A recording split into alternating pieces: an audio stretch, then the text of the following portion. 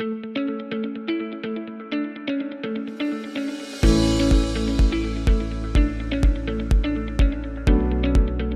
boa tarde.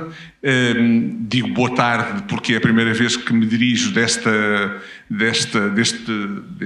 palco que aqui está a quem nos está a assistir. Muitíssimo obrigado por se manterem neste coloquiar. E acho que não se vão arrepender. Acho que vai ser um painel bastante vivo, não é? Acho que já é fácil perceber que o enquadramento regulatório naquilo que pode ser, de alguma forma, o enquadramento regulatório ético e legal, que pode ser, de alguma forma, uma barreira visto do lado da tecnologia para essa mesma tecnologia, e por isso eu acho que há aqui, de facto, espaço para um diálogo bastante vivo. Antes desse diálogo, e portanto esperando poder depois abrir tempo para perguntas e respostas, vamos ouvir as apresentações. Eu também tenho aqui, como há pouco o Arlindo, um papel relativamente ingrato de moderador e também de interveniente. Vou dar a palavra em primeiro lugar à Sra. Professora Maria do Céu Patrão Neves, professora catedrática da Universidade dos Açores, Presidente do Conselho Nacional de Ética para a Ciência da Vida, enfim, uma personalidade ilustríssima e que acrescenta às suas qualidades académicas e científicas e vivacidade. É uma pessoa que comunica com bastante intensidade e por isso tenho a certeza absoluta que todos vamos ficar muito atentos às suas palavras, vamos beber dessas palavras e com certeza o debate vai beneficiar muitíssimo das reflexões que a professora Maria do Céu nos trouxer.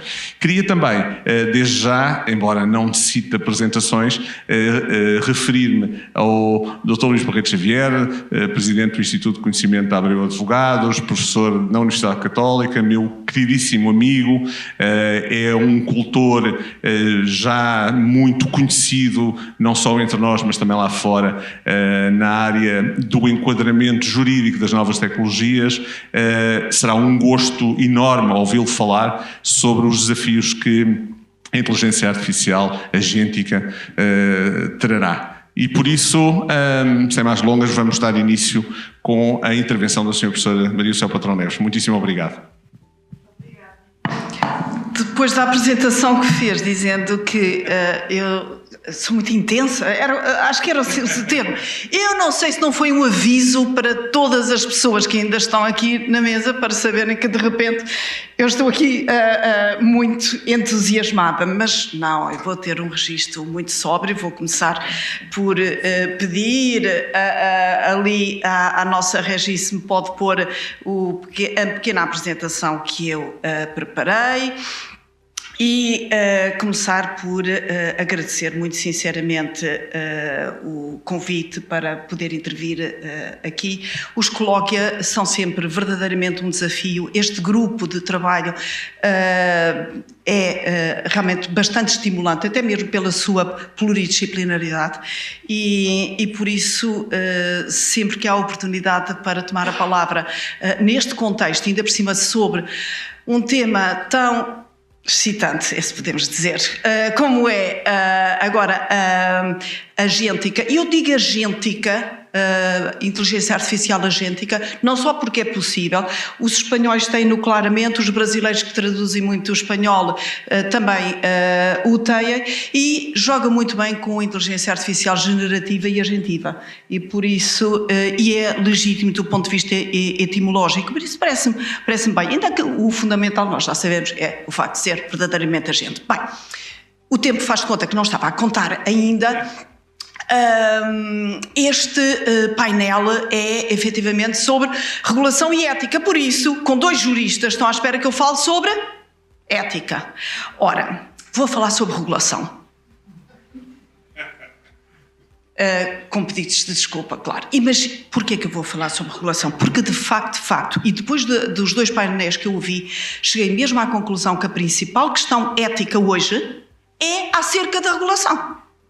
Logo no primeiro painel nós começámos a ouvir dizer que na reunião de Paris, não era, professor Arlindo? Aqueles que acham vamos para a frente a toda a força e aqueles vamos parar, e no fundo a questão da regulação que está ali um bocadinho, se eu fosse falar em inglês, squeezed, in between, ou seja, está ali apertada, sabemos, falamos ou não falamos da regulação, até onde é que falamos, de que é que falamos. Eu acho que a questão da regulação é hoje a questão ética, efetivamente. E é por isso que eu vou falar sobre regulação. E, do ponto de vista ético, claro. E eu começo, efetivamente, por considerar o tema da regulação, invocando aquela muito conhecida máxima de que os Estados Unidos inovam, a China copia e a União Europeia regula.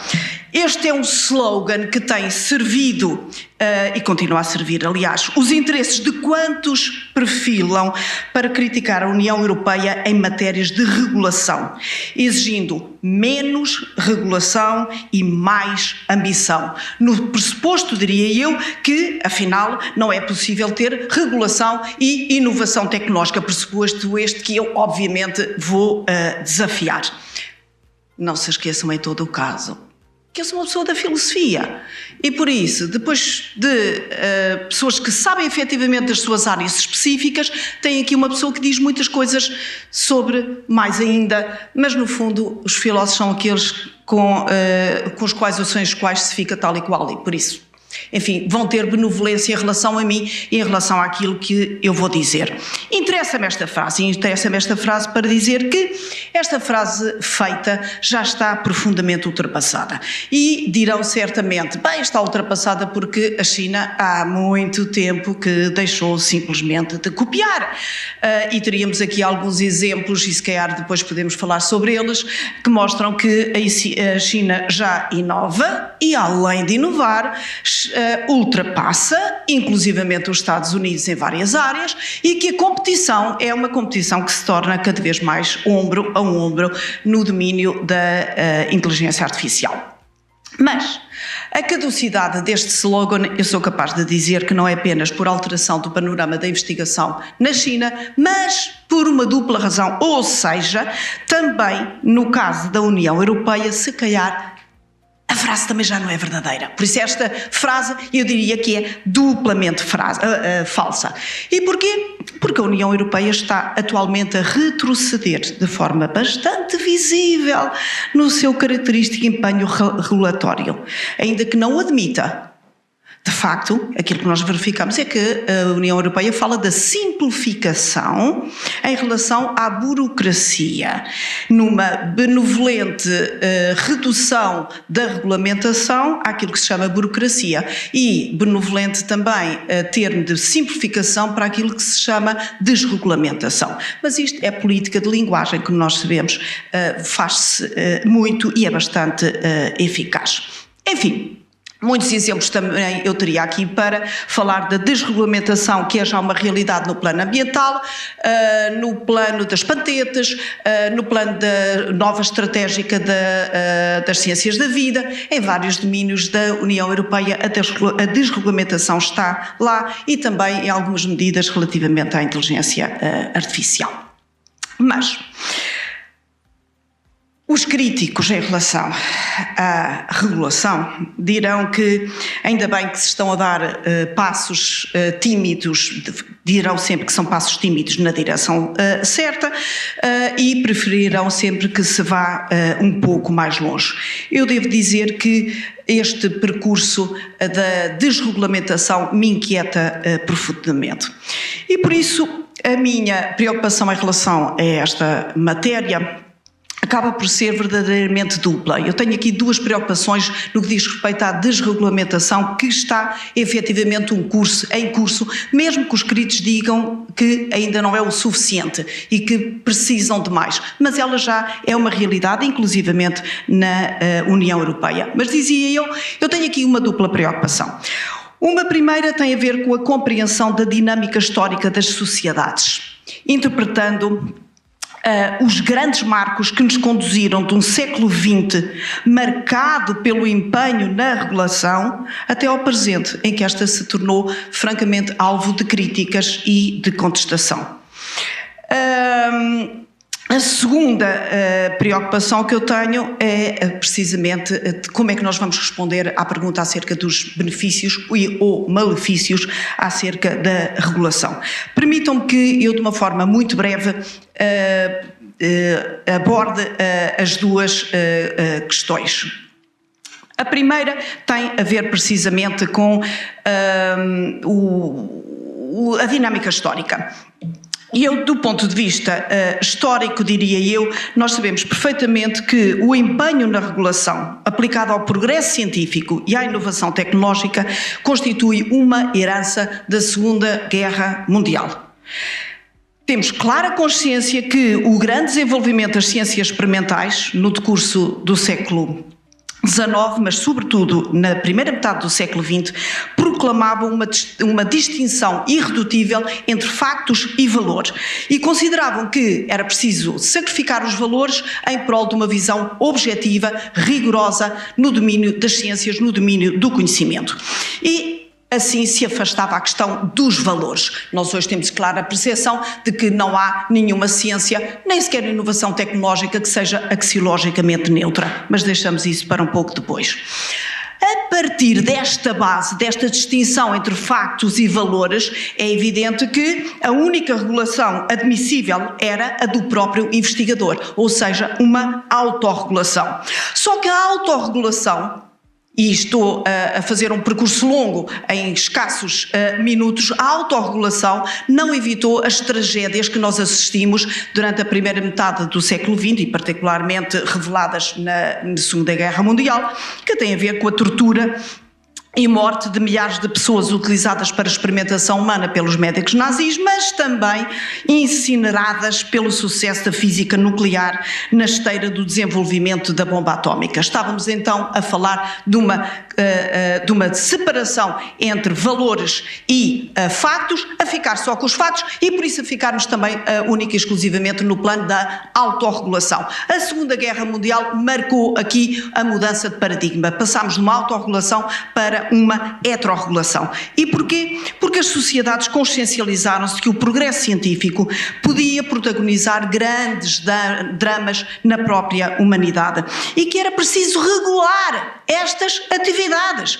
porque a regulação era a única via eficaz para proteger as pessoas singulares, como também as próprias populações dos abusos que eram perpetrados por aqueles que tinham mais poder. E assim é que surgiu verdadeiramente o hino à heterorregulação, que é uma herança da Segunda Guerra Mundial.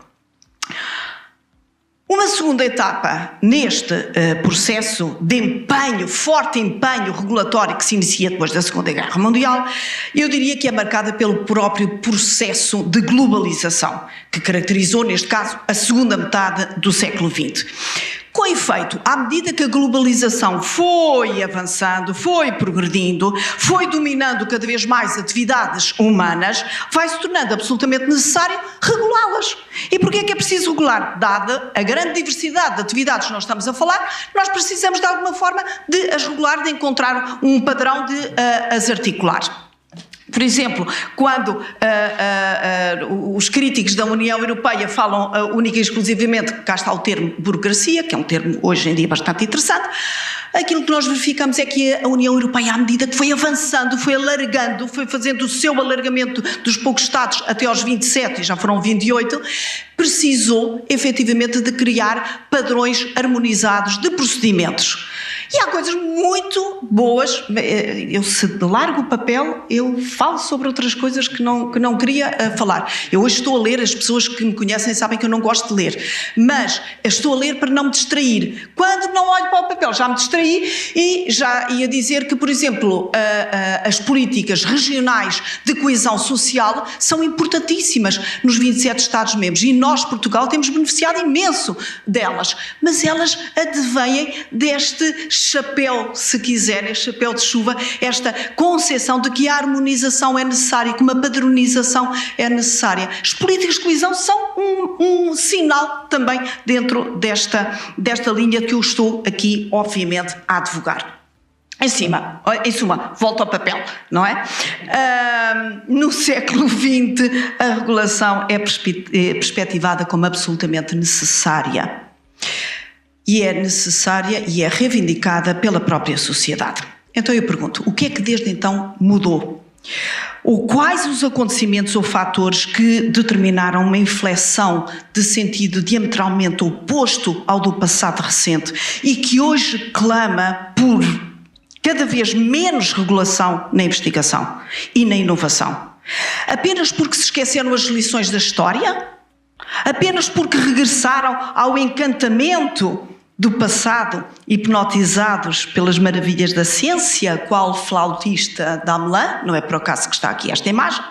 Ou haverá algum novo elemento que se tenha acrescentado nas últimas décadas e que importe considerar, explicitar, tornar presente na sala, em vez de fazermos como a avestruz que ignora algumas realidades que influenciam determinantemente a nossa interpretação do próprio mundo em que hoje vivemos. E aqui a minha preocupação é de que às maravilhas sedutoras, não mais das ciências, mas verdadeiramente das tecnologias, ao seu efeito aditivo, também no cidadão comum, cada vez mais reduzido a uma marioneta da inovação tecnológica, há um elemento qualitativamente diferente da investigação coetânea, que se reporta aos interesses económico-financeiros e geopolíticos que passaram a orientar e que não tinham o mesmo peso que hoje têm. Simplificando uma realidade que é extremamente complexa nas suas múltiplas articulações possíveis e nas suas inúmeras variáveis, e por isso desculpem-me a simplificação que faço aqui em escassos minutos, eu apontaria como justificação desta mudança de paradigma de fazer investigação, ser esta agora desenhada, desenvolvida, implementada em função do poder económico, o lucro, e do poder político, o controle. E não sei qual delas é mais forte. Mas, por exemplo, recentemente na administração Trump, nós vimos as duas juntas. Se calhar são verdadeiramente indissociáveis. As últimas décadas do século XX, a investigação científica saiu das universidades e do domínio público, deslocando-se para o setor privado, assim se tornando cada vez mais permeável a diversos interesses sectoriais, entre os quais se começam por destacar os económico-financeiros. As linhas de investigação financiadas são aquelas que acarretam rentabilidade, que acarretam lucro. Mais recentemente, e sobretudo por via da inteligência artificial, o poderio tecnológico tornou-se uma arma política, desde a soberania das infraestruturas, à manipulação da opinião pública, ao controle dos cidadãos nas suas ações, à expressão do próprio pensamento. As linhas de investigação financiadas são as que reforçam o poder político e o domínio sobre cada vez mais Estados e mais cidadãos. Neste novo contexto, qualquer norma, qualquer forma de regulação é perspectivada como um empecilho. Pergunto, será mesmo um empecilho?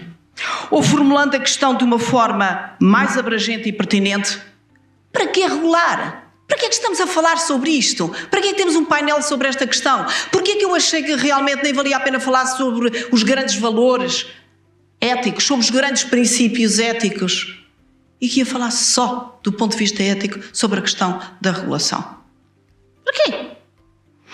E esta segunda questão que me interessa no âmbito da temática da regulação é precisamente a de saber para que é que serve, se é útil ou não, se traz benefícios ou, pelo contrário, danos e perdas. Como muitos invocam, e não vale a pena perder tempo aqui com isto, qual o verdadeiro desígnio e impacto da regulação? É evidente que o percurso histórico realizado apresenta já uma resposta parcial. A regulação protege os desprotegidos, os frágeis, os vulneráveis. Foi assim que surgiu o empenho após a Segunda Guerra Mundial. Será que esta justificação se mantém ainda válida ou é uma questão do século XX? e não mais do século XXI. E nós temos é que andar para a frente, ainda há bocadinho eu ouvi, para a frente. E quem não for para a frente acaba por se tornar obsoleto. E se calhar é verdade. Fazemos um grupo dos obsoletos e se calhar temos também algum trabalho filosófico interessante no clube dos obsoletos. Ora bem, antes de lá chegar, a minha resposta em relação a esta matéria é categoricamente afirmativa. A regulação continua a ser a melhor forma para proteger os mais fracos. Aqui acrescento uma nova determinação, a de constitui também o único garante de promoção do bem-estar, do bem comum. Ou seja, a regulação continua a perfilar-se como preventiva de abusos dos mais poderosos sobre os mais frágeis da sociedade e mitigadora das consequências negativas que toda a atividade humana pode ter sobre alguns segmentos da população, estabelecendo também procedimentos devidos, as penalizações pelos procedimentos indevidos e as compensações pelos prejuízos causados. A este importante aspecto acresce o do necessário reconhecimento de que o progresso científico e a inovação tecnológica não constituem fins em si mesmo. São meios do desenvolvimento social, meios de promoção do bem comum. Não me digam, por favor, que o ser humano se tem que adaptar à inteligência artificial agêntica. Não, ela é que se tem que adaptar a nós, ou nós é que a temos que fazer de tal forma que se adapte a nós e aos nossos interesses. Não somos nós que nos vamos adaptar a ela. Ou então já estamos realmente, não estamos no papel de pessoas obsoletas, mas estamos no papel de pessoas escravizadas, porque nós é que nos temos que adaptar, afinal, à tecnologia que nós próprios criamos. Isto parece-me quase esquizofrénico, mas deixem-me continuar olhando para o papel. Se eu não olho para o papel, perco-me definitivamente. A regulação deverá contribuir para que os benefícios dos avanços científico-tecnológicos não fiquem cativos de uns poucos, mas possam reverter para o bem social, criando mecanismos que efetivamente o garantam. No entanto, o desenho atual da realidade reflete uma cada vez mais acentuada distorção dos apontados desígnios, particularmente se nos fixarmos no domínio da expansão da inteligência artificial. Hoje, as pessoas mais ricas do mundo são as promotoras do progresso da inteligência artificial, numa aumentada desproporção entre a riqueza de alguns poucos e a pobreza esmagadora da maioria da população mundial. Fortunas individuais são superiores ao PIB da generalidade dos Estados e continuarão a crescer no agravamento do abismo entre os ricos e os pobres, uma vez que os donos das Big Tech dominam as próprias infraestruturas, as condições para o crescimento económico e o desenvolvimento social. Por isso, não há escapatória. Este poder económico-financeiro, absolutamente desmensurado, traduz-se em poder político, insisto. Mas este poder político também é procurado e é cultivado. As potencialidades da inteligência artificial têm sido utilizadas para manipular a opinião pública, condicionar os processos eleitorais, vigiar os cidadãos, erudir as democracias, promover as autocracias, num processo que depende fortemente da desregulação para continuar a reforçar-se. E estes aspectos têm que ser trazidos para a mesa para a discussão. Não podemos ter um olhar míope quando discutimos os avanços da inteligência artificial. Temos que ter o panorama amplo, ou, se fica mais chique em inglês, the big picture. Com todo o dramatismo, afirmo que o mundo é hoje governado por uma oligarquia tecnológica, uma plutocracia digital. E são estes oligarcas tecnológicos os militantes da desregulação. Eu posso facilmente compreender que o façam. O que acho bizarro é que nós, cidadãos comuns, aos quais compete denunciar e contrariar este sentido da evolução, engrossemos a militância da desregulamentação. Isso é que eu acho surpreendente. A alternativa que nos querem impor entre a inovação tecnológica ou a regulação é falsa. Nós podemos ter ambas e queremos ter ambas. Queremos ter uma inovação tecnológica regulada como garante da distribuição dos benefícios e queremos ter uma regulação adaptada e flexível que não trave, mas não deixe de orientar a inovação tecnológica. Mas, claro, tudo isto depende fortemente da internacionalização. Estas questões são as questões globais, não são questões locais, regionais ou nacionais. E nós sabemos que o contexto internacional é fortemente adverso ao discurso que eu estou a ter aqui. Acho que já devia ter posto este título. Já falei sobre este título. Realmente, ler um texto causa-me aqui problemas. Ler com os olhos, avançar aqui com a mão, isto é muita operação para um filósofo. Vejam bem o que eu perceberei de tecnologia. Mas vou, disciplinadamente, passar ao próximo e avançar para o fim, para o sossego do meu moderador, que não está a fazer um bom papel, porque eu de vez em quando estou realmente pouco moderada. Bem, e que dizer mais a respeito, no novo contexto, sobre estas matérias, no novo contexto da inteligência artificial e agentiva.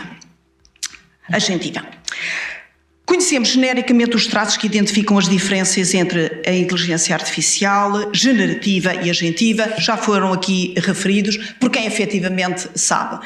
Eu fui buscar assim umas mnemónicas para dizer as características fundamentais têm 3 As. O A da autonomia, o A da aprendizagem, o A da adaptação. E podia falar um bocadinho sobre isto, mas como já ouviram aqui a grande distinção entre as duas, ou pelo menos os seus traços gerais, eu não vou com o meu discurso infantil sobre esta matéria perder qualquer tempo. Mas direi, ou perguntarei, que questões é que suscita esta nova realidade que ainda está num estado, foi dito, bastante incipiente, ainda que já bastante interventivo também, mas não deixa de estar ainda na sua primeira infância. E eu gostaria, esta matéria, enunciar muito brevemente aquilo que eu chamo navegando nos mitos. É que, de facto, a partir daqui, eu poder-me focar na enorme diversidade e gravidade dos problemas éticos que suscita, traçando uma panorâmica geral. Começaria por evidenciar, então, como ainda não alcançamos sequer a totalidade dos impactos da inteligência artificial generativa, muito menos os dominamos e já nos estamos a precipitar para uma nova versão mais avançada e talvez até qualitativamente diferente, cujo traço mais distintivo é a independência dos humanos. Afinal, a IA agentiva amplifica todos os problemas que a IA generativa apresenta e que permanecem em aberto. Neste plano, eu não deixaria de apontar como a inteligência artificial agentiva desafia o próprio regulamento europeu, como aqui já foi dito, sobretudo na questão do centrado no humano e de uma decisão última ser sempre a do humano, o tal Human-Centric AI. Mas eu prefiro apontar, vou esquecer isto, já falámos sobre isto, se quer vai para o debate também. Deixa-me apontar aquilo que eu considero mitos, porque os mitos às vezes moldam o nosso modo de pensar e, no entanto, são mitos. E o primeiro que eu gostaria de apontar é que a inteligência artificial, diz-se, é uma ferramenta. Desculpem, é o mito que eu aqui tenho, é um mito que eu combato há muito, muito tempo. Eu venho denunciando como falso há muitos, muitos anos. E um dos argumentos que então apresentava, lembro que a primeira vez foi quando eu conheci o professor Betâmio de Almeida, num encontro em 2018, em que já dizia que não se trata de uma ferramenta, e não é porque não é um objeto passivo, não é inerte, não é um objeto a ser utilizado pelo humano apenas, porque ele já protagonizava de alguma forma agência. E aquilo que aqui foi dito também pela professora Ana de Paiva foi que realmente já se falava da inteligência agentiva há muito tempo. E ele já protagonizava esta agência também há muito, muito tempo. E por isso, claramente, não é uma ferramenta. O segundo mito é o de que reforça o poder das pessoas e a sua eficácia. Ora, de facto, o que nós vimos verificando é que as pessoas têm vindo a perder competências. Não sabem ler, não sabem escrever, não sabem argumentar, não sabem contar.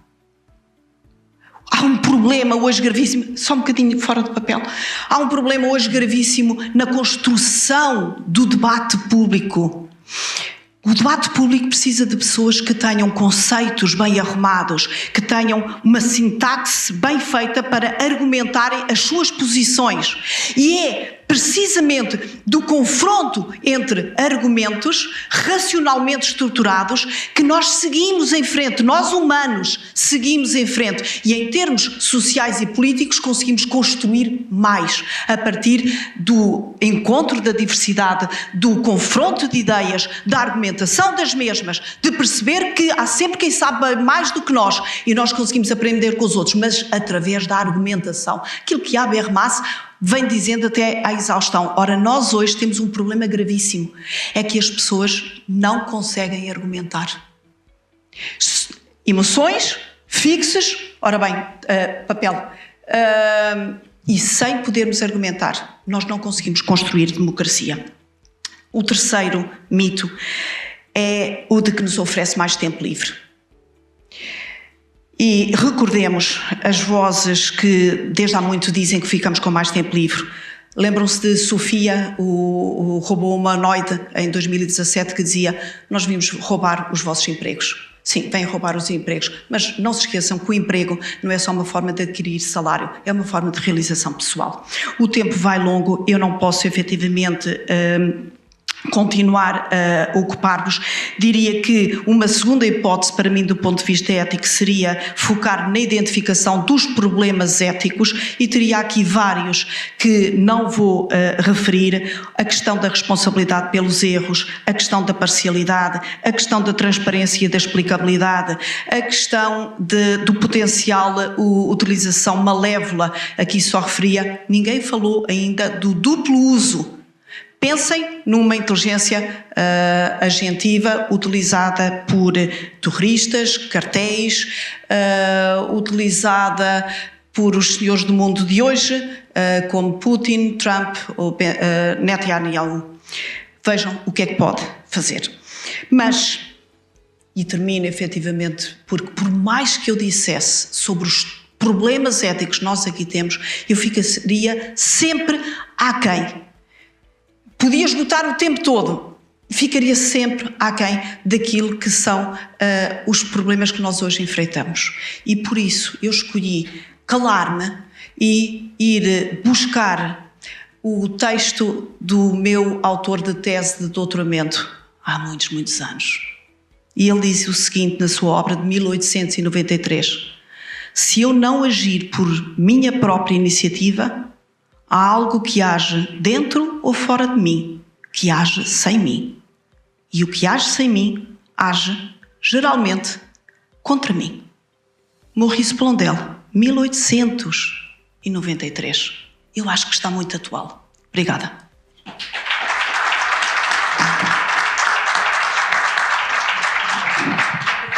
Como terão percebido, eu acabei por não fazer justiça às características da professora Maria do Céu Patrão Neves, não é? Peguei por defeito. Mas já agora devo dizer que a professora Maria do Céu Patrão Neves teve aqui uma arte mágica qualquer, talvez uma inteligência artificial agêntica, porque os 20 minutos ficaram parados e só agora é que começaram a contar. Mas naturalmente o professor Luís Barreto Xavier tem direito aos 20 minutos ou mais do que isso e, enfim, a cortar-se-á no meu tempo. Por isso, tens a palavra, Luís. Eu, registando essa discriminação negativa de que fui alvo, Não voltou a dizer agora. queria, antes de mais, agradecer as tuas palavras, Henrique. O Henrique não foi apresentado, também não precisa de grandes apresentações, é professor catedrático da Universidade Católica, da Faculdade de Direito e um grande cultor não apenas do direito civil, dentro do direito das obrigações e especialmente da responsabilidade civil, mas também um dos autores que mais se tem dedicado ao tema da inteligência artificial, em especial à responsabilidade civil pela intervenção de sistemas de inteligência artificial e, obviamente, aqui um cúmplice destas iniciativas que vemos desenvolvendo em conjunto. A minha tarefa neste momento é sobretudo a de levantar questões e tem que ver agora, não vou entrar por reflexões de índole ética, não vou também entrar em diálogo com a professora Maria do Céu Paratão Neves, vou resistir a essa tentação, e vou um pouco pensar sobre a questão de saber se, de facto, esta nova versão da inteligência artificial agéntica, vou utilizar essa expressão, se pode ou não ter-se por abrangida dentro da regulamentação do Regulamento da Inteligência Artificial. Obviamente que no momento em que este texto foi elaborado, no momento em que ele foi apresentado pela Comissão Europeia, a proposta em 2021, e no momento em que foi aprovado em 2024, este tema não estava ainda muito na cabeça dos legisladores europeus e não tinha explodido como tema super atual que existe agora.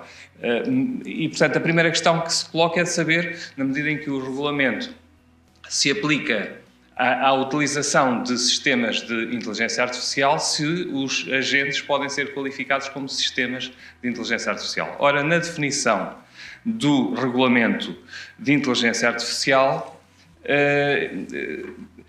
existem, de facto, características que estão presentes nos agentes. Ou seja, trata-se de sistemas baseados em máquinas, que com base em inputs que recebem, são capazes de gerar depois resultados. Resultados podem ser recomendações, podem ser decisões, podem ser conteúdos, como na inteligência artificial generativa, mas esses resultados são exemplificativamente indicados, o que significa que esses resultados podem ser também ações.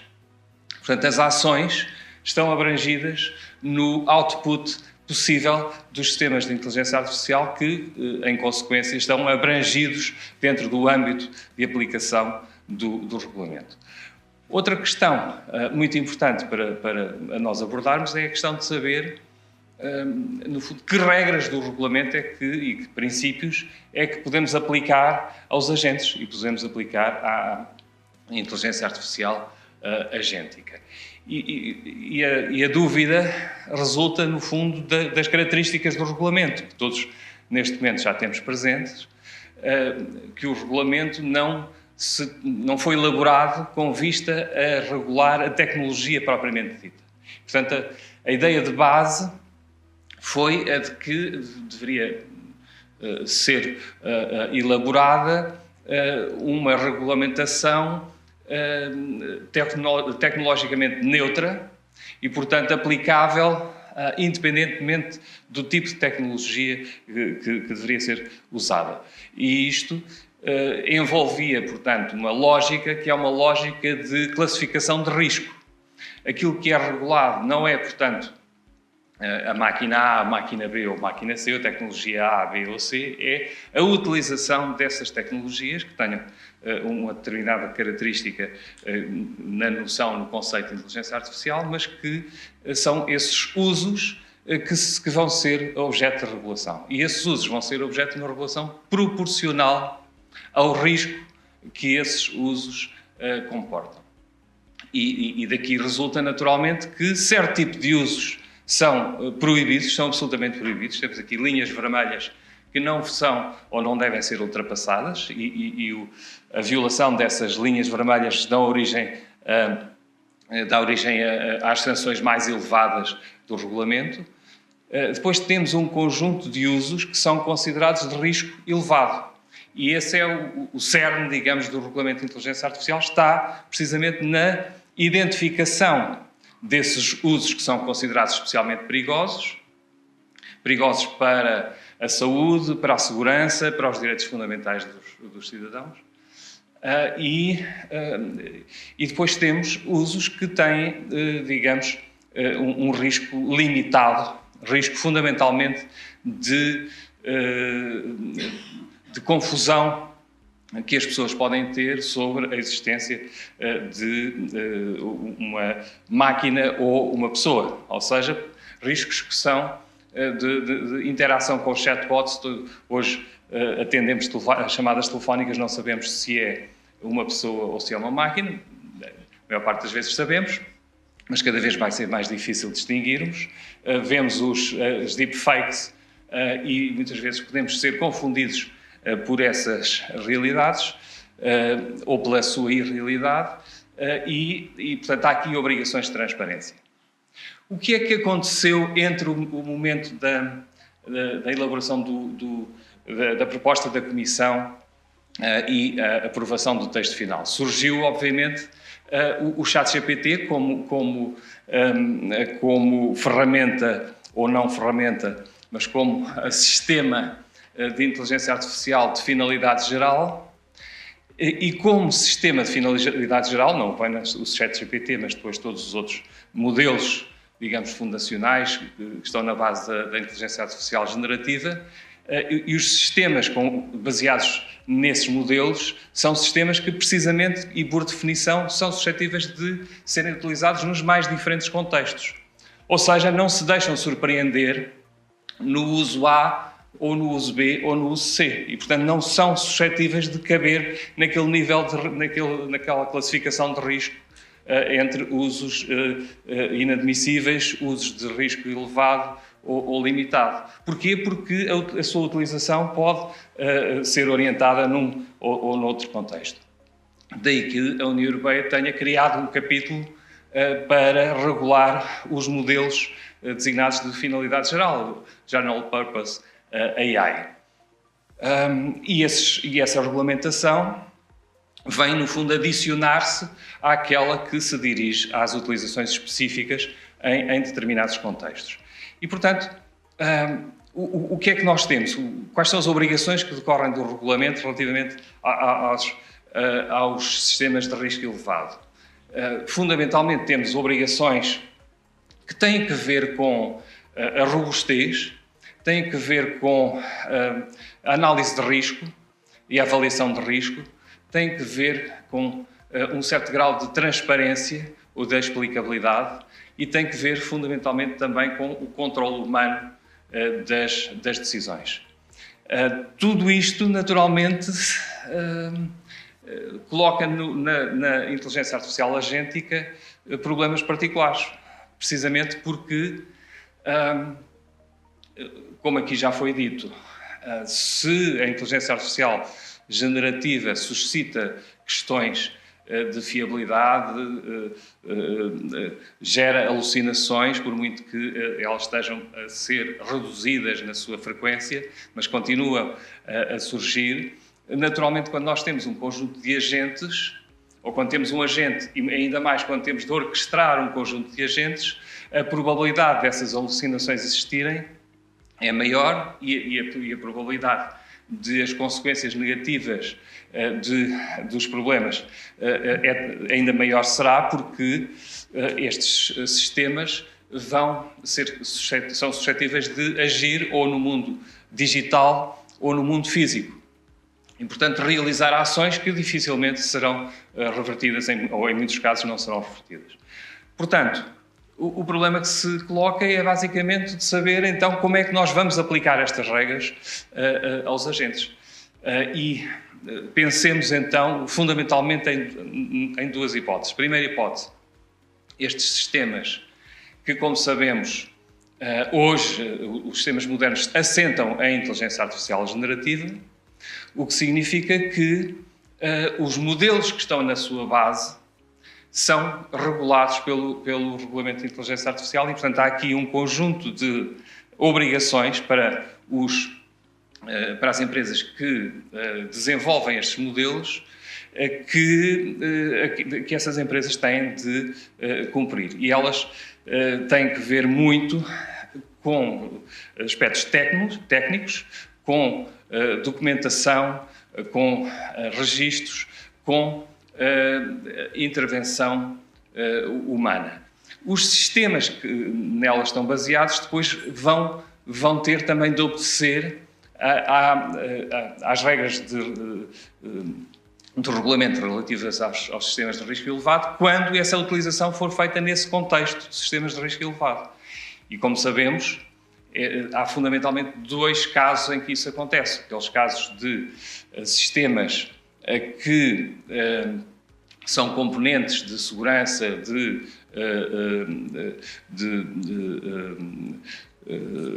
produtos regulados por outra legislação anterior ou exterior ao Act, por exemplo, dispositivos médicos, ou brinquedos, ou aviões, etc. E depois temos aquelas utilizações que são consideradas de risco elevado porque nos aparecem no mundo laboral, no sistema educativo, na administração da justiça, na aplicação da lei e, portanto, em função do contexto em que estas utilizações dos agentes é feito, estas regras que são aplicáveis aos sistemas de inteligência artificial de risco elevado em geral vão ter de ser aplicadas. Agora, quando pensamos nas obrigações que decorrem quer para os chamados prestadores, os providers dos sistemas de inteligência artificial, quer para aqueles que são os deployers, ou seja, o que na tradução portuguesa nos aparece como responsáveis pela implantação desses sistemas, estas obrigações dificilmente, ou melhor, vão ter dificuldades acrescidas quando a inteligência artificial é agêntica. E aqui já foi de alguma maneira referido, por exemplo, o aspecto central do controle humano. Como é que este controle humano vai ser feito? Ou seja, qual é a autonomia que nós autorizamos aos agentes? Como é que nós vamos fazer? Vamos obrigar os agentes a pedirem-nos para nós confirmarmos as suas ações? Vamos estabelecer limites na sua atuação, a dizer isto não pode ser feito, aquilo não pode ser feito, e, portanto, dentro desses limites é que podem atuar. Portanto, como ameacei logo no início, não vou dar muitas respostas porque não sei. É um tema que não está ainda muito explorado. Existem alguns estudos, mas muito poucos sobre a aplicação destas regras, designadamente o regulamento. Há um artigo que me parece muito bem estruturado sobre este tema, de autores cujo nome dificilmente consigo pronunciar, o Eslati e Stais Pollet, que apontam, no fundo, 4 pilares da governação dos agentes, pilares nos quais devem ser reconduzidos as obrigações decorrentes do Regulamento de Inteligência Artificial. E aqui, esses pilares são, por um lado, avaliação do risco, e aqui tem de ser feito um mapeamento, tem de se testar, tem de se avaliar o impacto sobre direitos fundamentais. Depois, o segundo pilar tem que ver com instrumentos de transparência, identificação dos agentes, monitorização em tempo real, logs, definição de políticas sobre quais são os usos aceitáveis e não aceitáveis. Depois, controlos técnicos da implantação, incluindo chamados desligamentos de emergência, no fundo, em última análise, retira-se da corrente, passa a expressão, e supervisão humana, ou seja, um sistema de pontos de autorização, pontos críticos, digamos assim, nos quais nós vamos ter de estabelecer a necessidade de intervenção humana. Digamos, como chapéu de tudo isto, é obviamente essencial garantir o mínimo de literacia em inteligência artificial. Literacia quer relativamente aos aspectos técnicos, sobre aquilo que os sistemas conseguem fazer, o seu potencial, mas também sobre aquilo que eles não conseguem fazer ou não devem ser autorizados a fazer. Assim como literacia, claro, sobre os aspectos que eles não podem fazer por força das regras. Claro que isto é apenas uma abordagem muito, muito, muito preliminar relativamente ao Regulamento de Inteligência Artificial, quando, naturalmente, os agentes suscitam muitos outros problemas regulatórios. Basta pensar no domínio, precisamente, da propriedade intelectual, e já aqui também um pouco se falou sobre isso, quando estes sistemas, por exemplo, são postos a fazer scrapping de obras protegidas, como é que isto vai ser resolvido? Quando estes agentes são colocados a criar obras novas, elas deverão no futuro ser protegidas por direitos de autor ou por outras formas de propriedade intelectual. Questões ligadas naturalmente à destruição de empregos, e, sobretudo, depois, questões ligadas ao tema que eu imagino que o meu colega, professor Henrique Nunes, vai falar, que tem que ver com a responsabilidade.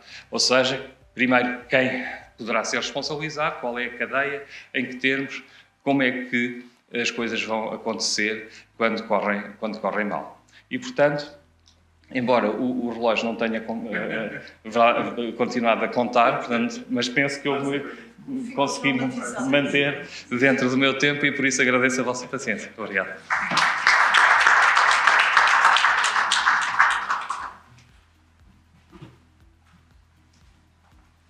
Já que todos se levantaram, eu levanto-me também. E queria começar por agradecer muitíssimo as palavras tão amáveis do meu queridíssimo amigo Luís Barreto Xavier e também por fazer aqui um repto ao Arlindo.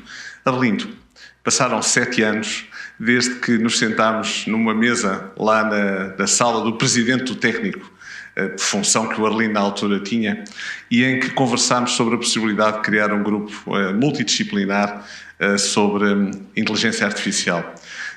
Eis o resultado, não é? Há mais uma evidência de como foi bom termos dado aquele passo. Tanta coisa temos feito e aqui estamos. E, pelos vistos, tanta coisa ainda temos que fazer. Não vou gastar mais do que 10 minutos também para poder dar espaço ao debate sobre este tema. E vou pegar em algumas das reflexões do professor Luís Barreto Xavier, estruturando a minha intervenção do seguinte modo.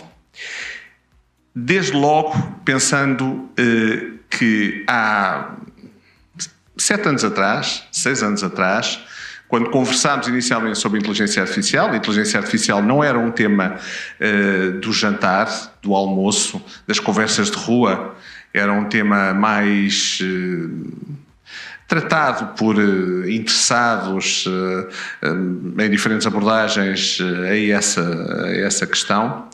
E nessa altura discutia-se se seria necessária uma regulação da inteligência artificial. Entenda-se, regulação jurídica.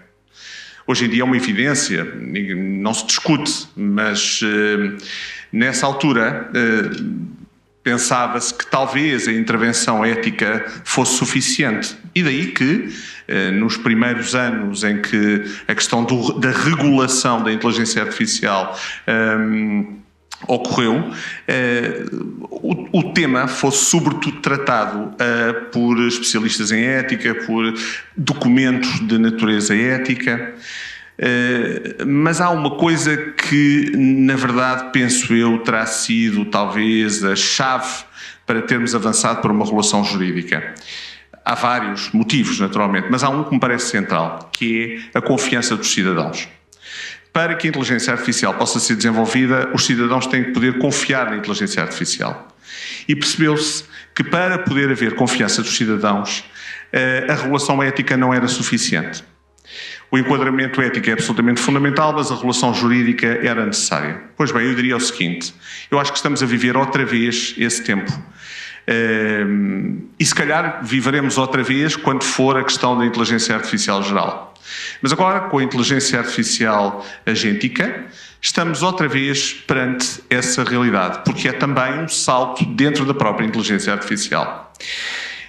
O professor Luís Barreto Xavier, e muitíssimo bem, já deu nota de que o regulamento IA não foi pensado para este tipo de inteligência artificial. Não foi. Aliás, o regulamento da inteligência artificial não foi pensado sequer para a inteligência artificial generativa, não é? Como sabemos, no decurso do processo legislativo aparece o ChatGPT e, ai meu Deus, temos de fazer alguma coisa. E, curiosamente, não sei se se lembram, mas tudo apontava para que a inteligência artificial generativa fosse tratada de acordo com a lógica dos sistemas de inteligência artificial de risco elevado. E não foi. O regulamento IA não tratou a inteligência artificial generativa como um sistema de inteligência artificial de risco elevado. E, portanto, tem regras próprias que, de alguma forma, escapam a estas incumbências que são dadas a quem desenvolve ou quem utiliza sistemas de inteligência artificial generativa. E esse é o primeiro problema que nós vamos ter. Se de facto o legislador admitir a inteligência artificial agéntica, porque há uma opção que é preciso fazer, quer dizer, há bocado a professora Maria do Céu Patrão Neves dizia bem, isto não tem que ser digamos, uma necessidade, ou seja, isto é claro que nós reconhecemos as utilidades. Há bocado, quando eu colocava a questão da incoerência, o professor Arlindo Oliveira respondia-me exatamente como eu esperava que o meu querido amigo Arlindo Oliveira respondesse, que é, sim, é uma incoerência, mas depende do lado em que estamos, não é? Quer dizer, está a ver isso na perspectiva do jurista, não é? Eu estou a ver isto na perspectiva do engenheiro, quer dizer, eu acho que, de facto,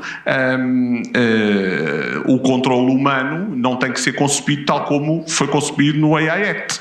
E, portanto, a incoerência poderá estar do lado do AI Act, não do lado da tecnologia.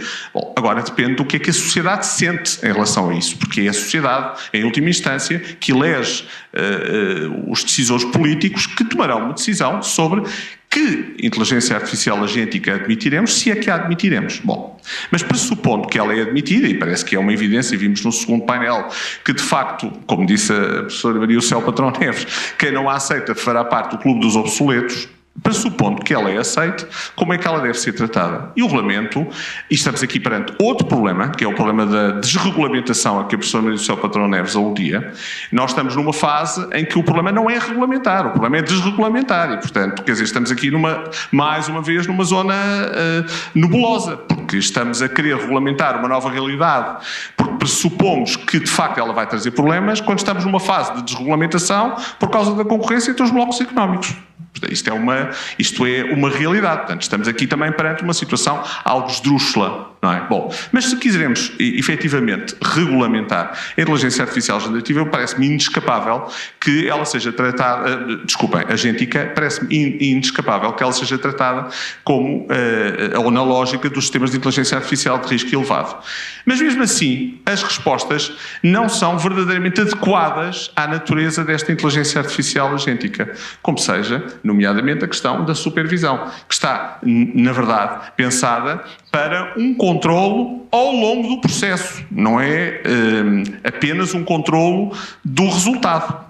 Porque se fosse um controlo do resultado, enfim, há pouco a nossa colega de facto exprimia a sua opinião no sentido de entender o controlo como sendo um controlo do resultado. Se fosse um controlo do resultado, eu diria que de facto não haveria essa incoerência. Mas parece-me que o AI Act aponta para mais, aponta para o processo, o desenvolvimento de todo o processo, na tal lógica de regulação ex ante e, portanto, não propriamente para a determinação das responsabilidades que devam ocorrer em virtude do processo ter gerado danos ou, enfim, ter sido mal conduzido. E, portanto, eu acho que vamos ter um problema com a supervisão, como modelar a supervisão, mas acho que a supervisão vai ter que ser enquadrada especificamente em razão desta nova inteligência artificial. E temos o problema da literacia, porque a literacia nós sabemos que é um dever que é transversal a todos os sistemas de inteligência artificial. E de facto é preciso entender como é que funciona uma inteligência, e é preciso que as pessoas saibam também as vantagens e os riscos de uma inteligência artificial agéntica. Bem, isto aqui, o problema da nova palavra é que muitas vezes vem generativa pelo meio, porque de facto, enfim, estamos aqui já com várias classificações de inteligência artificial. Portanto, no plano da regulação ex ante vamos ter aqui vários problemas. Uma questão da opção, não é? Vamos regular, não vamos regular? Se vamos regular, é o que temos é suficiente? Não me parece, portanto, acho que as respostas já ficaram claras naquilo que eu fui dizendo. Depois há o problema da regulação ex post, não é? Que é, quando os danos surgirem, como é que a questão deve ser tratada? Há aqui vários desafios que a inteligência artificial agéntica vai colocar. Vários desafios. Um dos quais tem que ver com o seguinte, agora falando da responsabilidade civil muito em particular, a nossa responsabilidade civil, quando estamos a falar de alguém que utiliza um agente em seu proveito, é uma responsabilidade civil que dialoga entre humanos. O devedor é responsável como se os atos praticados pelo seu auxiliar humano tivessem sido praticados por ele. E no plano da responsabilidade extracontratual, o comitente é responsável pelos atos praticados pelo comissário, desde que os atos tenham sido praticados no exercício das funções que foram confiadas ao comissário, que haja a obrigação de indemnizar do próprio comissário, ou seja, isto levanta logo um problema, a obrigação de indemnizar do sistema de inteligência artificial, como é que isso se articula? desde que haja uma relação de comissão, desde logo. O que é uma relação de comissão? É uma relação de autoridade e subordinação. Como é que nós vamos falar de uma relação de autoridade e subordinação entre o utilizador ou responsável pela implantação, como dizia o professor Luís Barreto Xavier, e o sistema de inteligência artificial agêntica? Como? Portanto, há um conjunto imenso de conceitos que terão que ser revistos para se adaptarem. Eu já não venho para aqui com o discurso que é quase já velho do Restelo, porque eu tenho feito isto há anos e anos e anos sucessivamente, que é a questão da responsabilidade civil aplicável aos danos causados por inteligência artificial. Eu nem estou a falar da inteligência artificial agêntica, eu estou a falar da coisa comezinha, que é a inteligência artificial como produto. Não é? Tenho a responsabilidade do produtor, mas não tenho a responsabilidade do utilizador. E mesmo a responsabilidade do produtor, há uma série de danos que não estão cobertos. Isto é um discurso que eu venho fazendo há muito tempo. E, na verdade, este ano tivemos aquela surpresa imensa de a Comissão Europeia deixar cair a sua proposta nesta matéria, quando ainda por cima ela estava a ser estudada no Parlamento Europeu com a audição, desregulamentação, com a audição de peritos nesta matéria. Portanto, há aqui, de facto, uma certa esquizofrenia que não se consegue entender. Bom, mas, portanto, do ponto de vista da inteligência artificial agêntica, temos aqui uma série de problemas, desde logo do ponto de vista dos conceitos, não é? Porque todo o regime está pensado para a relação entre humanos, não está pensado para a relação entre um humano e um sistema de inteligência artificial. Segunda questão, que me parece muito importante, e já vem sendo escrito, aliás, o meu querido amigo Luís fez-me chegar há umas semanas atrás um artigo que eu achei muito interessante sobre o impacto que tem a inteligência artificial agêntica, se não me engano, no direito do consumidor. Por exemplo, no direito do consumidor nós estamos a pensar na relação entre empresa, que, enfim, tem conhecimentos especializados na área em que intervém, e o consumidor, que é a parte frágil, que é a parte fraca. Bom, mas é que se o consumidor começar a utilizar agentes de IA, o consumidor já não é assim tão frágil como era até agora. Porque imagina, enfim, qualquer sistema operativo que seja dotado de agente IA com elevados padrões técnicos, o consumidor passa a estar numa posição de quase igualdade relativamente ao prestador do produto ou do serviço. E isto aplica-se também na responsabilidade civil. Porquê? Qual é o padrão que eu vou utilizar para analisar a atuação de quem seja o auxiliar ou de quem seja o comissário? É o padrão humano, de um bom pai de família, que é o critério que todos nós juristas utilizamos, ou é o padrão do, enfim, algoritmos de inteligência artificial agêntico, daquele nível, daquele plano de atuação? É porque são coisas diferentes. Quer dizer, o homem não traz, se calhar, as competências que, porventura, o sistema de inteligência artificial terá. Portanto, o que é que eu quero dizer com isto para finalizar? Aqui estão evidências claríssimas dos imensos impactos regulatórios no plano da ética, no plano do direito, que a introdução da inteligência artificial agêntica trará. Eu ainda não estou plenamente convencido, sinceramente, ao contrário do que acontece com a inteligência artificial em geral e também com a inteligência artificial generativa, e nós sabemos da inteligência artificial geral exemplos tão bons como a medicina. Eu não estou inteiramente convencido da bondade da inteligência artificial agêntica, porque, sobretudo, o que vejo é a tradução da maior eficiência económica. Não vejo. É claro que isso depois também tem impactos para a sociedade no seu todo, é verdade. Mas não vejo uma relação tão direta com os valores da pessoa humana, com os direitos fundamentais, como vejo na inteligência artificial em geral. E, portanto, a meu ver, acho que ainda a questão prévia que se tem que colocar é efetivamente saber, como dizia a professora Maria Só Patrão Neves, se é uma necessidade, se é uma imperatividade ou não, e em que termos, e em que setores, e com que limitações. Bom, aqui ficam algumas notas só para reflexão. É só isso, mais nada. Não, enfim, estamos, de facto, no início de tudo isto. Muito obrigado.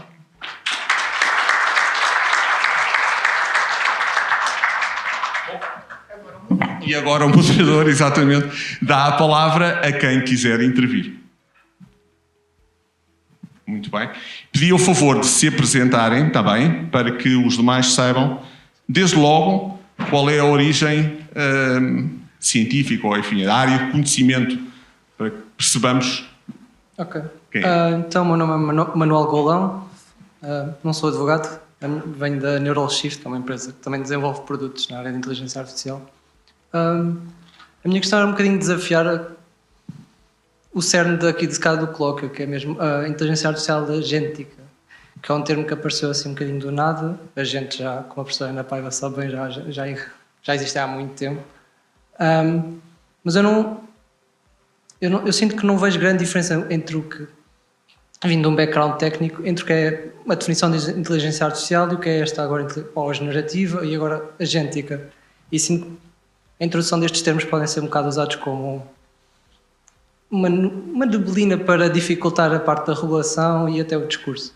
Porque falamos em agentes que fazem ações em ambientes e que tomam decisões, mas isso não é muito diferente do que o ChatGPT, quando saiu, de tomar decisão de escrever mais uma palavra e outra palavra e outra palavra. E, portanto... Deixe-me já agora só dizer o seguinte, há bocadinho no primeiro painel, não é? Então, eu cheguei mais tarde, sim. A professora Ana Paiva também. Pronto. Mas ficou claro, não foi? Mas deixe-me só... Uma coisa é a inteligência artificial reativa, não é? Quer dizer, faz um pedido, ela responde, não é? Outra coisa é a inteligência artificial proativa, não é? Ela própria tomar decisões... mas de alguma forma a geração da palavra é uma tomada de uma decisão. De uma certa... Não, sem problema. Mas é essa mesma questão que, se calhar, estarmos a discutir o humano no feedback, no human in the loop, de se calhar uma inteligência artificial agêntica, digamos assim, que tem acesso a códigos nucleares e qual é o papel da pessoa ali, ou um chatbot que simplesmente, por exemplo, dialoga com crianças e que os convença, por exemplo, a cometer suicídio. E, portanto, se calhar às vezes sinto que perdemos aqui um bocadinho nas definições do que é uma coisa e outra, e se calhar não são assim tão diferentes, e que, pronto, se pode ser usado de alguma forma como ferramenta. Enfim, já agora deixe-me só dizer, este tema também foi trazido há pouco pelo professor Lindo Oliveira no primeiro painel e dava, na verdade, um colóquio, que é o impacto emocional da inteligência artificial e as consequências daí derivadas. Mas, enfim, eu se calhar reuniria as perguntas todas, não é? Percebi, basicamente, a pergunta do Manuel, não é? Se me permitir que Manuel, não é? Que eu trato assim, é a ausência de especificidade da inteligência artificial agêntica no plano regulatório, não é? Acima de tudo, acho que não existe qualquer diferença entre a inteligência artificial e a inteligência artificial agêntica, portanto... Exatamente. Agêntica, sim, muito bem. Agêntica. Podes responder. Então é assim. Portanto, um agente age. A ação pode ser um ato de discurso, que é o que faz o ChatGPT. Faz um ato de discurso e comunica. Portanto, um ato de comunicação.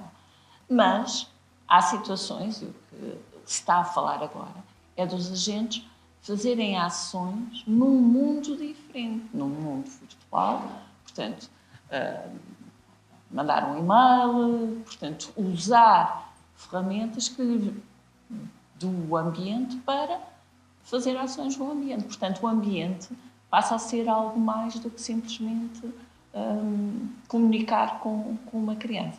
Ou mesmo ações no mundo físico. E, portanto, daí a diferença. Mas, de facto, é subtil. Quem muito bem, vamos então... Coisa, não sei se... Obrigado, Ana. Vamos então só reunir as perguntas, Arlindo. Sim. Sim, não, eu só tinha um comentário, era mais um comentário que uma pergunta, mas deixo aqui. Eu acho que nós aqui, esta sessão foi muito boa, colóquia, para percebermos os desafios que se colocam. Não é? Eu acho que, apesar de tudo, a questão da Agentic AI, e aqui, portanto, reforçando aquilo que disse a Ana Paiva, quer dizer, é verdade que um modelo de ação de IA generativa pode fazer bastantes danos só com o que escreve numa caixinha de resposta. Mas mesmo assim é muito menos do que se ele usar o teu cartão de crédito para jogar na bolsa, não é? Ou para fazer uma doação a alguém. Portanto, estamos a níveis um bocadinho diferentes. Talvez seja um contínuo, mas estamos a níveis diferentes. Agora, eu acho que esta questão que está em discussão dos agentes poderem Depois há outras características, que é a reflexão, planeamento, etc., que não são muito naturais dos agentes poderem de facto agir, levanta questões que se colocaram, inclusive é de responsabilidade, colocaram no princípio dos trabalhos do nosso grupo. Na altura até estava a discutir a questão da responsabilidade, se poderia haver uma figura legal para agentes de IA, não é? Personalidade jurídica, não é? Essa questão caiu praticamente, e provavelmente vai continuar morta durante anos, mas os agentes trazem novamente um bocadinho essa questão, porque quando um agente age ou como indicação, ou como agente de alguém ou por si, vai-se tornar um bocadinho mais complicado as questões da responsabilidade. Portanto, há algumas questões que na altura se colocaram e que não se vieram a revelar muito prementes, porque entretanto apareceram outros e tal, acho que se vão tornar a recolocar um bocadinho com a questão da agência e dos agentes agirem e das pessoas agirem através dos agentes.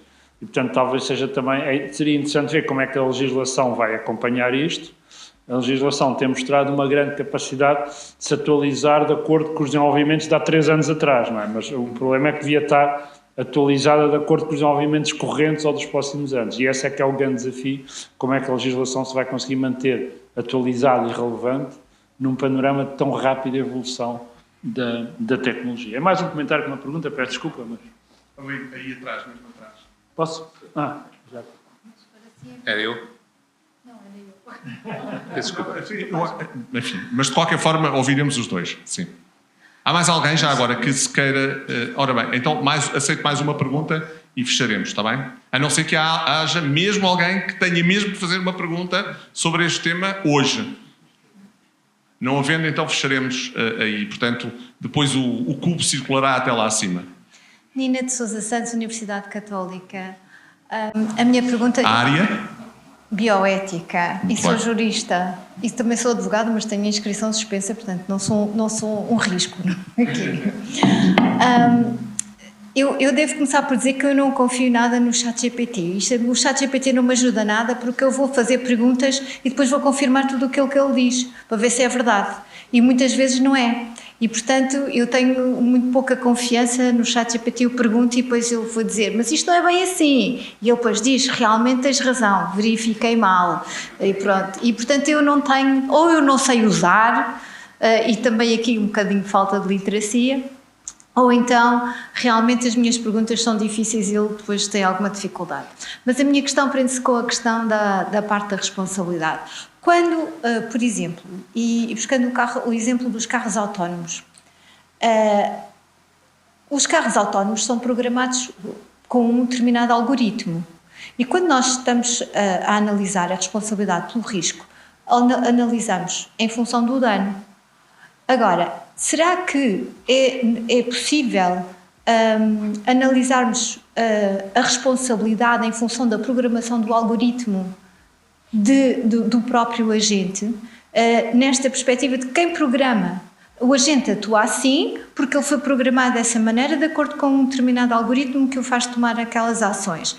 E porque é que a responsabilidade há de ser pelo dano e não pode ser numa ex ante, como há bocadinho estávamos a falar, porque eu acho que se calhar também é uma perspectiva de olhar para as coisas neste assunto. Obrigada. Muito boa tarde a todos. Muito obrigado pelo convite de estar aqui. Gostei imenso de todo o seminário, dos diversos painéis. Queria agradecer também o cuidado que tiveram nas apresentações, no seguir o discurso ou não seguir o discurso escrito e na sua leitura. Eu sou reformado, tive 25 anos na Marinha de Guerra Portuguesa, tive outros tantos na Autoridade Nacional de Comunicações como diretor de segurança. Eu acho que da minha interpretação do que aqui está presente, há aqui duas assunções que eu não tomo e olho para elas com um ceticismo grande. Uma é na capacidade humana, do humano, supervisionar todos estes envolvimentos, e julgo que não é só a capacidade de literacia, é a atitude, é a vontade, é o querer, é alterar comportamentos, ajustá-los. é abdicar de potencialidades de oportunidades de lucro por uma noção de bem comum em detrimento de uma noção de bem privado. Tenho muitas dúvidas nesse aspecto. O futuro dirá. Outro aspecto que me coloca grandes desafios é o quadro regulatório assenta numa noção de risco. Há uma alteração de lei de bases da concorrência para uma noção de risco. As autoridades reguladoras e os reguladores têm pouca experiência em regular risco, porque as autoridades reguladoras, na levada à prática estes quadros regulatórios e regulamentares, mas, ou seja, enquanto na lei das comunicações eletrónicas é muito bem definido quais são os objetivos da regulação, nestes quadros regulatórios não é muito bem definido quais são os objetivos da regulação. A regulação aparece, mas os objetivos da regulação para os quais aquela regulação surge e depois é colocada na prática são difusos. Sou muito cético relativamente à capacidade de pôr na prática e depois de avaliar a bondade da imensidade de quadro regulatório que já existe, não só da literacia, como também da orientação. E acho que há aqui um papel grande ao nível da orientação dos diversos quadros regulatórios. A coisa não pode ser deixada tão somente para intervenientes. Elas têm aqui um papel. E a nível europeu e ainda mais a nível nacional, estamos a observar o atraso que está a ocorrer. Vamos ver quando incidentes ou ocorrências que venham ao lume, qual é a capacidade destas entidades e também da sociedade civil de intervir e de produzir aqui, ao nível da sociedade, um cenário de aprendizagem que não vá desde o tolo que quer ir para a frente só por querer ir para a frente, ou daquele que é tão conservador que quer parar a coisa, mas sim que é alguém que numa noção de risco, aliás a noção de risco está errada no quadro regulatório, o próprio conceito está incorreto, portanto já partimos de uma noção de risco errada, porque a noção do risco não é mau, o risco é um desvio de objetivos, desvio esse que pode ser positivo e pode ser negativo, portanto há pouco discutia-se a noção de estratégia, não é? O problema para um militar não é a formulação da estratégia, é a execução da estratégia, como é que a coloca em prática, como é que a avalia, como é que, no fim de contas, concretiza o objetivo que tem. Mas muito obrigado, Sr. Professor. Muito obrigado também, Sr. Doutor. Então, última pergunta lá atrás, por favor.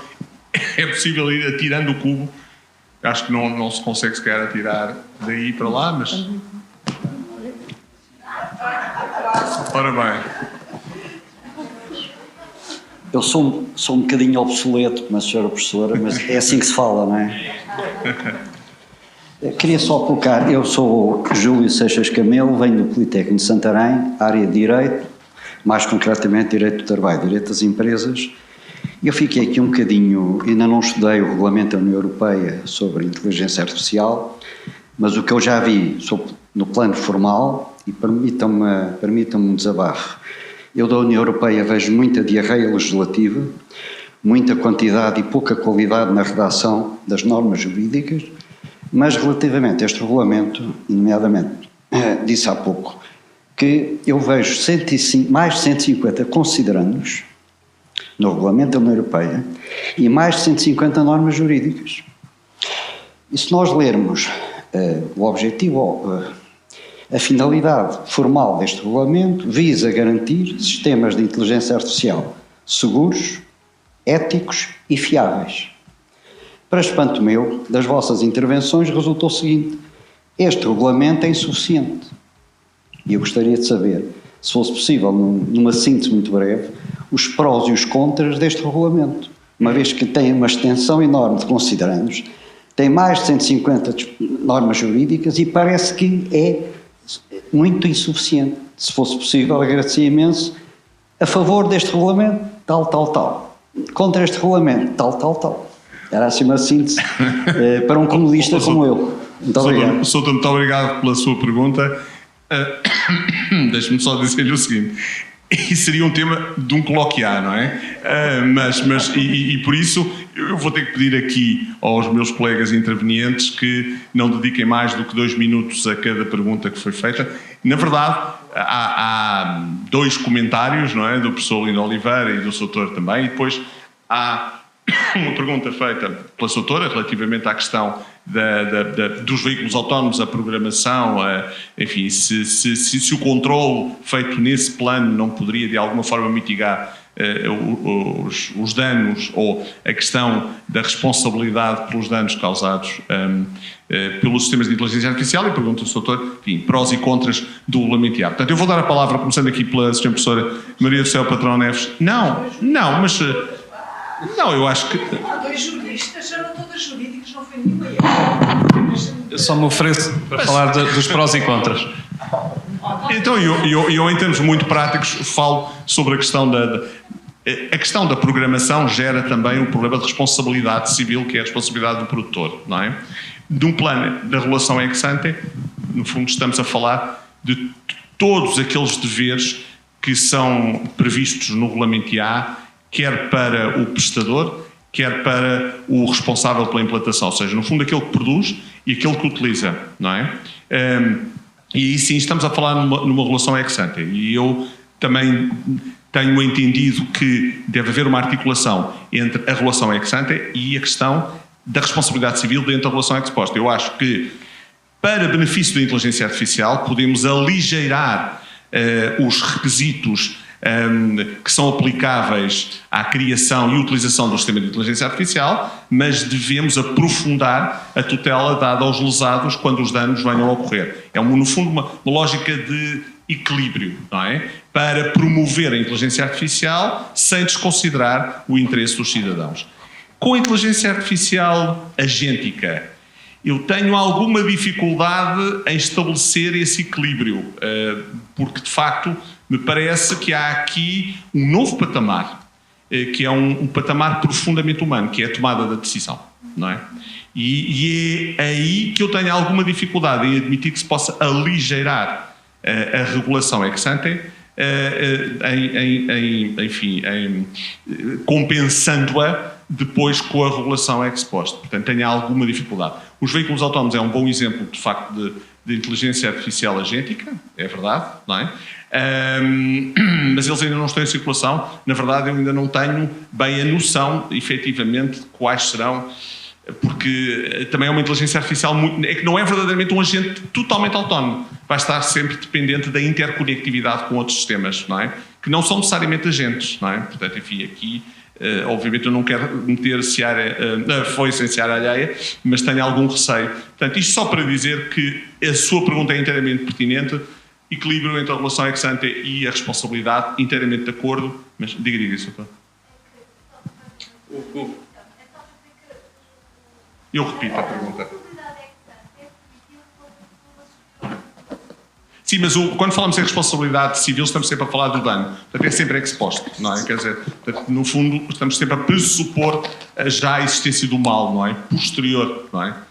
Mas perceba a sua pergunta. O que eu queria era que também percebesse que a sua ideia é inteiramente pertinente nesta ideia de equilíbrio entre a regulação para a colocação do sistema no mercado e depois a indemnização dos danos quando eles venham a surgir. Se a inteligência artificial é boa, ela deve vir ao mercado. E eu acho que sim. Acho que ela deve vir ao mercado e deve ser facilitada a vinda ao mercado. Não é? Mas acho que o regulamento IA, na verdade, ao contrário do que dizem as empresas, o regulamento IA nunca foi um bloqueio. O regulamento IA é apenas a tradução de uma herança de tutela dos direitos fundamentais que temos na União Europeia, que não existe noutros blocos, como a China ou também, de certa forma, como os Estados Unidos, não é?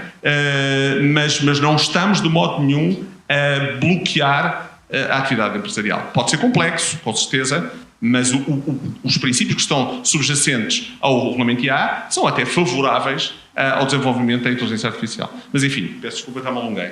Depois talvez se o professor quiser dizer algo sobre isso. Mas só o professor Luís, só a questão.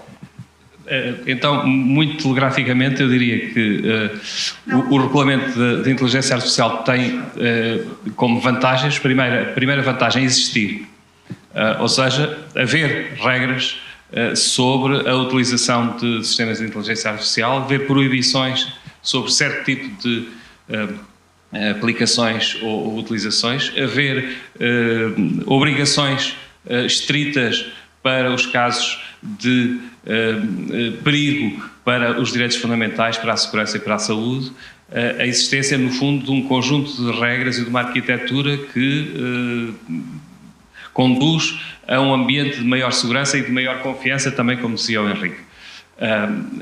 Depois podemos discutir os pormenores e há muita coisa que podemos discutir, etc. Negativos, aspectos negativos. Para mim, claramente, a complexidade do texto e dos conceitos, da própria estrutura do regulamento, do modo como ele está desenhado, que de facto dificulta a sua aplicação e implica muito trabalho de literacia e de percepção. Um segundo problema do regulamento não é um problema propriamente do regulamento, é um problema de que este regulamento vem acrescentar ou vem adicionar-se a um conjunto de outros diplomas que também tocam ou são essenciais para o desenvolvimento da inteligência artificial. Estou a falar do Regulamento Geral de Proteção de Dados, estou a falar do Regulamento dos Serviços Digitais, do Regulamento dos Mercados Digitais, as normas sobre o Regulamento de Dados, o Regulamento de Governação de Dados, as normas sobre cibersegurança. Portanto, temos aqui uma panóplia de diplomas que, no seu conjunto, tornam, de facto, mais difícil para as empresas agirem de forma conforme com o direito. E encerramos com chave de ouro, com umas palavras da professora Maria do Céu Patrão Neves. Começámos com chave de ouro e encerramos com chave de platina. Bem, não discutamos os metais. Eu realmente deixei-me ficar para o fim porque as questões foram fundamentalmente do âmbito do direito e eu só posso pegar para fazer algum comentário para dizer que o próprio regulamento, o AI Act, o Regulamento de Inteligência Artificial, foi ele próprio fundado na reflexão ética. Por isso, quando a Comissão Europeia cria, em 2018, o High Level Group para estudar precisamente as questões de inteligência artificial, já tinha como intenção criar um consenso alargado do ponto de vista ético sobre o que seria necessário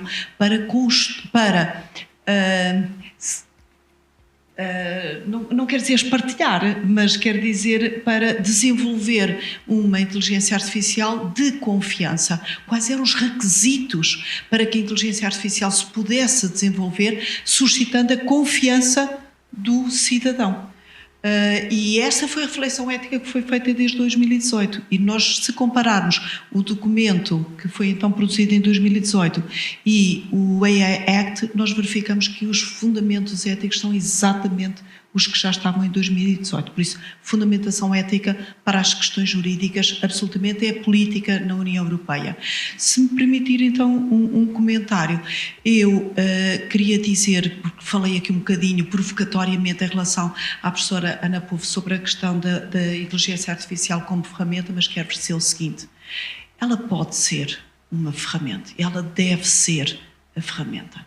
O problema é que não é só. E os conceitos são importantes, são muito importantes. Nós temos que perceber quando é que ela é uma ferramenta e quando ela já está a ser usada sem ser uma ferramenta. E essa definição e os conceitos são importantes, tal qual como é importante eu saber que sou Maria do Céu e o seu caso ser Manuel. E os nossos nomes são importantes. E quando alguém muda de género e muda de nome, também é importante para essa pessoa. Os nomes criam identidade. E também criam identidade para as próprias realidades com as quais nós dialogamos aqui. Por isso, ferramenta, claro que também é, só que devia ser sempre, mas não é. Nós utilizamos de uma forma muito mais livre.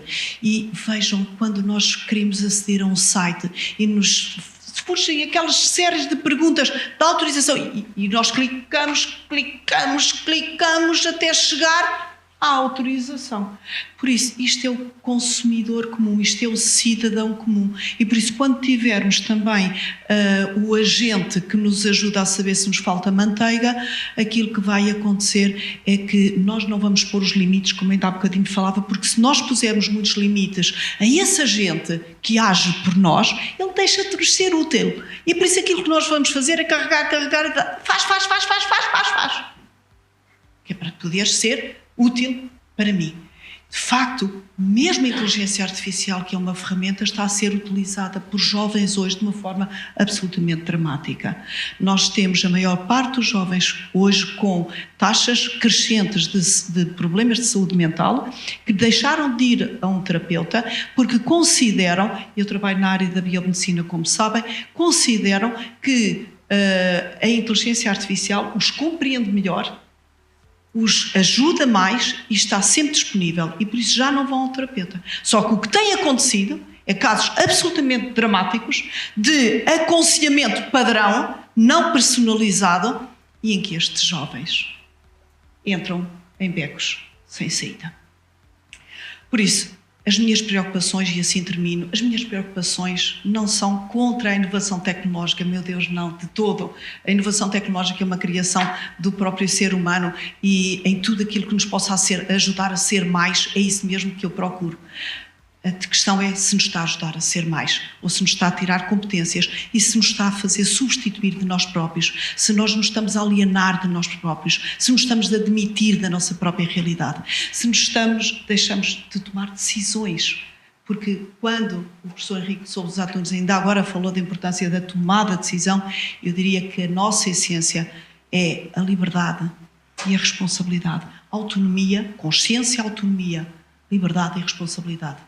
Se qualquer produto da criatividade humana vier de alguma forma não promover, não desenvolver, não criar condições para esse desenvolvimento, mas antes criar condições para eu me demitir de mim própria, eu essa vou sempre considerar do ponto de vista ético como extraordinariamente frágil e seriamente a repensar se tudo o que é inovação é necessariamente bom.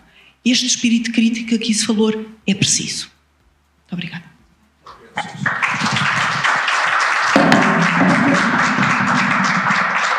Daria então por terminado o coloquiar, agradecer a todos a presença e agradecer em especial aos intervenientes e aos meus colegas organizadores, ao professor Lindo Oliveira, ao professor Luís Barreto Xavier, o sucesso do evento. É mais um coloquiar. Haverá com certeza, não dizendo com certeza, se Deus quiser, um coloquiar no próximo ano e teremos também outras iniciativas em curso de que em breve terão conhecimento. O grupo é muito, estes 3 membros que aqui estão, mais 2 que ali estão, mais o professor Optâmio, e se calhar está ali o Miguel também, enfim, e há outras pessoas que porventura aqui estarão e que me estarei a esquecer. O grupo de investigação tem mais de 30 pessoas de diferentes áreas do conhecimento e por isso mesmo, enfim, orgulhamos-nos tanto do que temos feito e fica aqui já o repto para que continuem a acompanhar os nossos trabalhos. Obrigado a todos e até breve, se Deus quiser.